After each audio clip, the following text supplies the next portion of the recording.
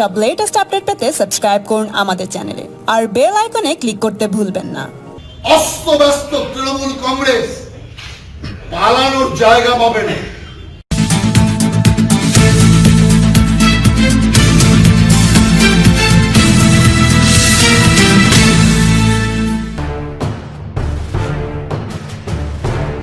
আমি প্রথমেই আপনাদের জানাতে চাই যে সারা পশ্চিমবাংলা স্তম্ভিত হয়ে গেছে যে উত্তর কন্যা ঘেরাওকে কেন্দ্র করে একটা শান্তিপূর্ণ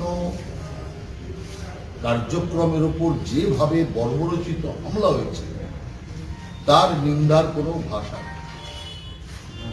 এবং আমরা মনে করি উলেন রায় যে হত্যা হয়েছে সে হত্যা পূর্ব পরিকল্পনা করে হত্যা ঘটানো হয়েছে, এ কোনো দুর্ঘটনা নয়। এবং সবচেয়ে আশ্চর্য লাগছে যে উলেন রায়ের মৃত্যুর পর তৃণমূল নেতাদের মুখ থেকে যে জাতীয় বিবৃতি বেরিয়েছে তা অত্যন্ত অমানবিক এবং বেদনাদায়ক। যদি তৃণমূলের মনুষ্যত্ব না হারিয়ে গিয়ে থাকে তাহলে এই জাতীয় বিবৃতি অন্তত দিত না যেভাবে বিবৃতি তারা দিয়েছে। একটা অদ্ভুত কালচার চলছে, যখনই আমাদের কোনো কার্যকর্তা মারা যাচ্ছে, তৃণমূলের দ্বারা হত্যা হচ্ছে, সঙ্গে সঙ্গে তার দায় বিজেপির উপর চাপিয়ে দিচ্ছে। বিজেপি উলেন রায়কে হত্যা করেছে, এই গল্প মানুষ বিশ্বাস করছে। এতে আমি মনে করি তৃণমূলের উপর মানুষের বিষোদ্গার আরো বাড়ছে। দুটো আলাদা আলাদা ভাবে কেস দেওয়া হলো, সেই কেসে যথেচ্ছভাবে ধারা দেওয়া হলো। যে সমাজ বিরোধীরা তৃণমূলের লোকেরা ছাদের ওপর থেকে ইট বোমা ফেললো, যারা ওখানে মিলে রইল, তাদের বিরুদ্ধে কোনো মামলা রুজু হলো না। যে পুলিশ অন্যায়ভাবে শান্তিপূর্ণ আন্দোলনের উপর লাঠি চার্জ করলো, ছড়রা গুলি ছাড়লো, টিয়ার গ্যাস ছুড়লো, তাদের বিরুদ্ধে কোনো ইনকোয়ারি বসলো না।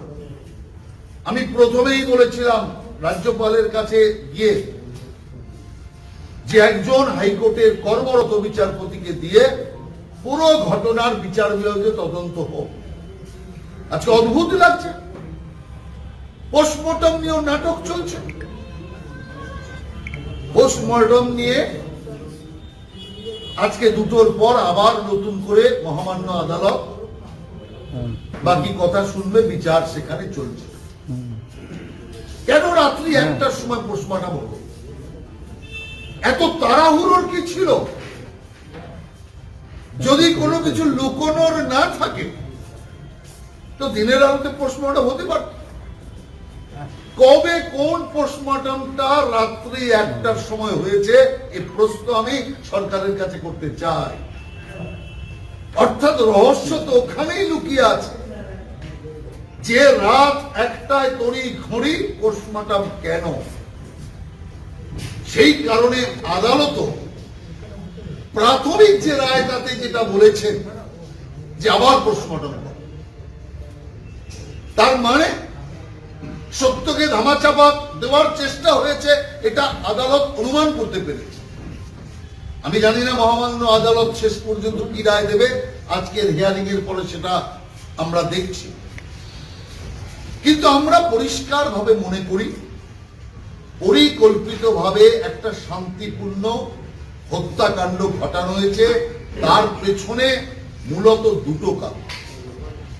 একটা হচ্ছে বিজেপি কার্যকর্তাদের ভীতি প্রদর্শন করা, আর এখন বিজেপি কার্যকর্তা 6,000 কার্যকর্তা, নামী কিছু কার্যকর্তা, অনামী 3,000, 6,000 কার্যকর্তাকে মামলায় ফাঁসিয়ে দিয়ে একটা ভয়ের বাতাবরণ তৈরি করবার চেষ্টা হচ্ছে যাতে বিজেপিকে রোখা যায়। এইভাবে বিজেপিকে রোখা যাবে না, কারণ যখন গণতন্ত্রের জোয়ার আসে সে জোয়ারকে মামলা মোকদ্দমা পুলিশ গুন্ডা দিয়ে রোধ করা যায় না। তার প্রমাণ সিপিএম এর এখান থেকে বিদায়। যদি তা হতো, সিপিএম সত্যই না, তৃণমূলের চেয়ে আরো সংগঠিত শক্তি ছিল সিপিএম, খড়কুটার মতো ভেসে চলে গেছে। আর তৃণমূলের মধ্যে তো অবিশ্বাসের বাতাবরণ এখন প্রবল। দ্বিতীয় বিষয়, আপনারা দেখেছেন যে মমতা ব্যানার্জি ইতিমধ্যেই তার কার্যক্রমের দ্বারা প্রমাণ করে দিয়েছে, তার ভাইপো প্রমাণ করে দিয়েছে যে ওরা ইতিমধ্যেই হেরে গিয়েছে। নইলে ভারতবর্ষে কেন সারা বিশ্বে কোথাও ঘটনা ঘটেনি যে রাষ্ট্রের সর্ববৃহৎ পার্টি সভাপতির মিছিলে হামলা, কনভয়ে হামলা পৃথিবীতে হয়নি। গিনেস রেকর্ডে মমতা ব্যানার্জির নাম ওঠা উচিত, ওয়ার্ল্ড গিনেস বুকে নাম ওঠার মতো কাজ করেছে মমতা ব্যানার্জি। আর আজকে আমাদের যে পার্টি, তার যে সভাপতি জগৎ প্রকাশ নাড্ডা, সে নাড্ডাজি তিনি তো ভারতের সর্ববৃহৎ পার্টির সভাপতি নন, সারা বিশ্বের সর্ববৃহৎ পার্টির সভাপতি। সারা বিশ্বে এখন এত বড় পার্টি আর নেই। চীনের কমিউনিস্ট পার্টি ছিল, চীনের কমিউনিস্ট পার্টিকে বহু পেছনে ফেলে এখন ভারতীয় জনতা পার্টি বিশ্বের সর্ববৃহৎ পার্টির খেতাব অর্জন করেছে। তারই সভাপতি জগৎ প্রকাশ নাড্ডা যেভাবে কালকে ভাঙচুর চলেছে আমার গাড়ির উপরও, যেভাবে ইট পাথর পুলিশের সামনে চলেছে, কৈলাস বিজয়বর্গী, মুকুল রায়, এমনকি আমাদের কেন্দ্রীয় সভাপতি, তার গাড়ি বুলেট প্রুফ থাকার জন্য তিনি বেঁচে গিয়েছেন, নইলে যে বড় পাথর তার গাড়িতে ছোড়া হয়েছিল, ভয়ঙ্কর বিপদ ওখানেও ঘটতে পারে। অজস্র কার্যকর্তা হোক, প্রচুর বাইক মিছিল, প্রচুর বাইক আরোহীদের উপর চরম হামলা, আর পুলিশ ওখানে দাঁড়িয়ে দাঁড়িয়ে জিনিস দেখেছে। অর্থাৎ পুলিশ আমাদেরকে সেফটি দেওয়ার জন্য ছিল না, পুলিশ আক্রমণকারীদের সেফটি দেওয়ার জন্য ওখানে উপস্থিত ছিল। এক কথায় বলতে গেলে তৃণমূল কংগ্রেস একটি অসভ্য এবং বর্বরদের পার্টি। এই পার্টির কোন মান সম্মান নেই। হাজার হাজার লক্ষ লক্ষ কোটি কোটি বাংলার মানুষ এই দৃশ্য দেখেছে। অতএব আমি মনে করি এতে তৃণমূল কংগ্রেসের লাভ হয়নি, তৃণমূল কংগ্রেসের ক্ষতি হয়েছে। ওরা দেখাতে চাইছে যে এই জাতীয় হামলা হলে বিজেপি বন্ধ হয়ে যাবে, বিজেপির কার্যক্রম বন্ধ হয়ে যাবে। বিজেপির কার্যক্রম তো চলবে। আবার আমাদের কেন্দ্রীয় নেতা, কেন্দ্রীয় গৃহমন্ত্রী, স্বরাষ্ট্রমন্ত্রী মাননীয় অমিত শাহজি আবার 19 তারিখ 20 তারিখ আবার আসছে বাংলায়। আমি যখন এয়ারপোর্ট থেকে যখন ফ্লাইট ধরতে উঠছিলাম, 2 সিঁড়ি উঠেছি, তখনই মাননীয় অমিত শাহজির ফোন এলো এবং উনি খোঁজ খবর নিলেন কি অবস্থা আছে আমার স্বাস্থ্যের অবস্থা, বাকি অবস্থা এবং অন্যান্য অবস্থার খোঁজ খবর নিয়েছে। আমি এয়ারপোর্টে দাঁড়িয়ে তাকে বহু ছবি এবং যে অবস্থা চলছে পশ্চিমবাংলায় তার সবিস্তারে আমি তাকে জানিয়েছি। অর্থাৎ কেন্দ্রীয় সরকার এই বিষয়ে যথেষ্ট দায়িত্বশীল সরকারের ভূমিকা পালন করছে। উদ্বিগ্ন কেন্দ্রীয় নেতারা, কেন্দ্রীয় মন্ত্রী, সমস্ত লোকেরা, তাকে রাজনাথজি সহ সমস্ত কেন্দ্রীয় নেতা, কেন্দ্রীয় মন্ত্রী, তারা এই ঘটনার তীব্র নিন্দা করেছে। সেই কারণে আমরা মনে করি হামলা দিয়ে, মিথ্যা মামলা দিয়ে বিজেপিকে রোধ করা যাবে না। 130 জন বিজেপি কার্যকর্তা তৃণমূলের হাতে খুন হয়েছে, সিপিএম এর হাতে খুনের সংখ্যা ধরলে সংখ্যা আরো বাড়বে। তো 130 জন কার্যকর্তা বলিদান দেওয়ার পরেও বিজেপি ভয় পায়নি, ভয় পিছিয়ে যায়নি। কারণ আগামী নির্বাচনে তৃণমূলের বিনাশ 100% নিশ্চিত। 200-রও অধিক আসনে ভারতীয় জনতা পার্টি জয়লাভ করবে। পিসি ভাইপোর রাজত্ব শেষ হতে চলেছে।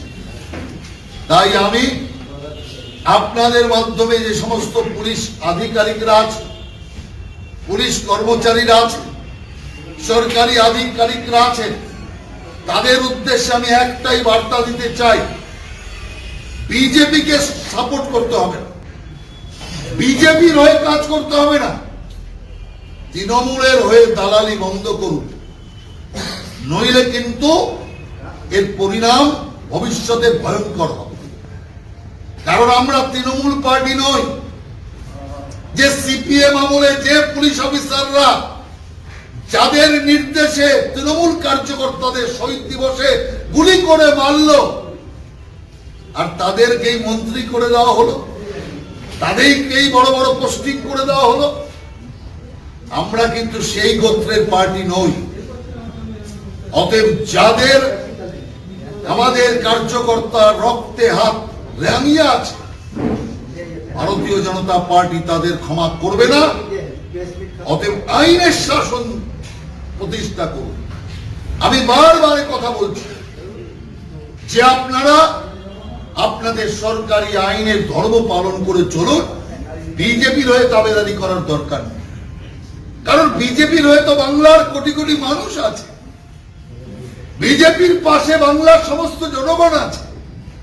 সেই কারণে কোন পুলিশ, কোন সরকারি কর্মচারী বিজেপির হয়ে ওকালতি করার দরকার নেই। আপনি মানুষের হয়ে শাসন প্রতিষ্ঠা করুন, এটাই আমাদের আবেদন। সঠিক বিচার করুন, তবেই আমরা মনে করি পশ্চিম বাংলায় সঠিক জিনিস হবে। আমি আপনাদের একটা কথা পরিষ্কার বলে যাচ্ছি, এখনো তো শুরু হয়নি, এই মাসটা শুধু যেতে দিন। জানুয়ারি মাস থেকে আপনি দেখতে শুরু করবেন যে তৃণমূল কংগ্রেসের হাল কোথায় গিয়ে দাঁড়ায়। ঘরে বাইরে সব দিক দিয়ে অস্তব্যস্ত তৃণমূল কংগ্রেস, পালানোর জায়গা পাবে না। খুনের রাজনীতি ফাঁসি করে ঝুলানো, মেরে দড়ি দিয়ে ঝুলিয়ে দেওয়া, আপনি দেখবেন নিজেরা ঝুলতে শুরু করবে। শুধু এই মাসটা যেতে দিন, মাত্র কয়েকদিন বাকি আছে। জানুয়ারি মাস থেকে তৃণমূল কংগ্রেসের যে অবস্থা তৈরি হবে, সেই অবস্থায় তৃণমূল কংগ্রেসের নেতা, তৃণমূল কংগ্রেসের ভাইপো পালানোর রাস্তা খুঁজে পাবে না। অবস্থা এমন হবে, আর ভাঙন আর যোগদান এত পরিমাণ হতে থাকবে যে হাজারো সিআইডি লাগিয়ে, পুলিশ লাগিয়ে তৃণমূলের মহা ভাঙন রোধ করতে পারবে না। এটা আপনি নিশ্চিত জেনে রাখুন। আগামী জানুয়ারি মাস তৃণমূলের মহা ভাঙনের মাস। আগামী জানুয়ারি মাস তৃণমূলের মহান ধ্বংসের মাস। অতএব আর কদিন